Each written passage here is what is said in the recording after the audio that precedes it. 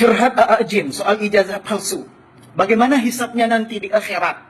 Sadarlah Pak Jokowi. Terpidana nggak ditangkap-tangkap, kesel sekali, betul ini.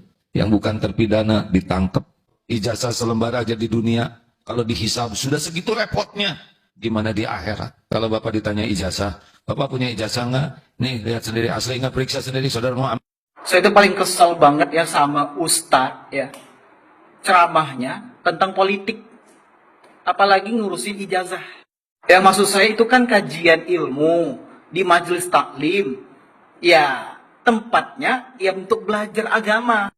Bahaslah tentang agama. Ini malah curhat soal ijazah, ya ampun. Dan yang kedua, saya tuh heran kenapa ustadz-ustadz model begini, dalam tanda kurung ustadz-ustadz pendukung Al-Abah Al-Mekdi ini, mudah sekali terprovokasi dan mudah sekali untuk percaya dengan kaum-kaum seperti Roy Panci CS itu. Berkali-kali saya udah bilang, kalau ngerasa ya punya bukti yang kuat, ya udah datangi Mabes Polri, datangi pengadilan. Tunjukkanlah bukti kalian kalau ijazah Pak Jokowi itu palsu.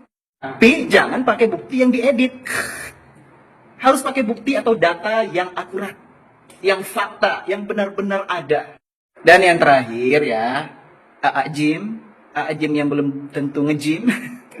Kita itu kalau mengomentari orang lain itu ya, syaratnya yang pertama kita lihat dulu diri kita ini bagaimana. Apakah kita lebih baik dari orang yang kita komentari tersebut? Dan yang kedua, syaratnya kita jangan dungu. Kalau ngomentari orang lain itu kita cari tahu dulu, oh apakah ini beritanya benar? Apakah yang kita tahu tentang orang ini benar adanya? Jangan karena kita benci ya, hati kita udah penuh kebencian, ya kita nggak objektif. Karena kan kita udah benci dengan pribadinya.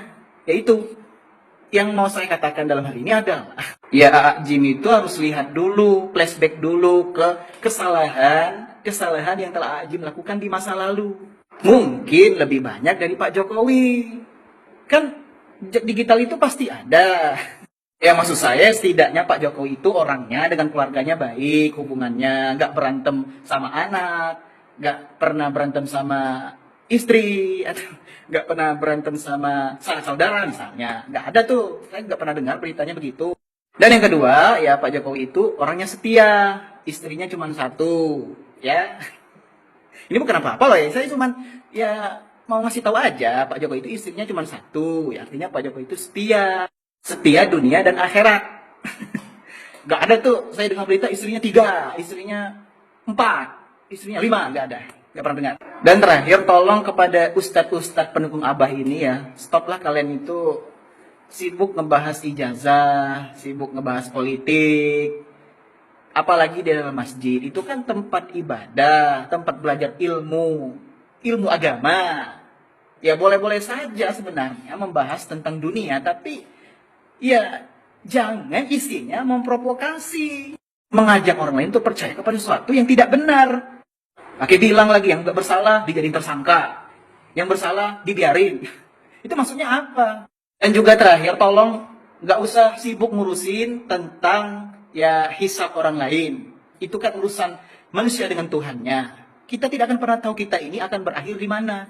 Jangan mentang-mentang kita ini ustaz, ya berilmu. Lantas kita bilang, kita ini ahli surga. Belum tentu. Bukan kita yang menentukan. Bukan kita panitia surga, panitia akhirat, bukan. Ya, daripada ngurusin hisab orang lain, yang mending uruslah diri kita sendiri dulu. Bekal kita nanti menghadapi akhirat gimana? Menghadapi Allah gimana? Dosa kita seberapa? Pahala kita seberapa banyak? Itu. Gak usah mikirin hisabnya Pak Jokowi nanti gimana. Itu urusan dia. Lebih baik ente komentarin ini. Nah, ini. Ini kelakuan dari ajaran mana ini? Apakah ajaran Islam pernah mengajarkan ini? Tapi kok ngomong-ngomong kok yang begini kan gak ada yang demo ya? Gak ada yang keluar-keluar gitu. Gak sevokal yang kemarin pas Trans 7 ngomentarin pesantren.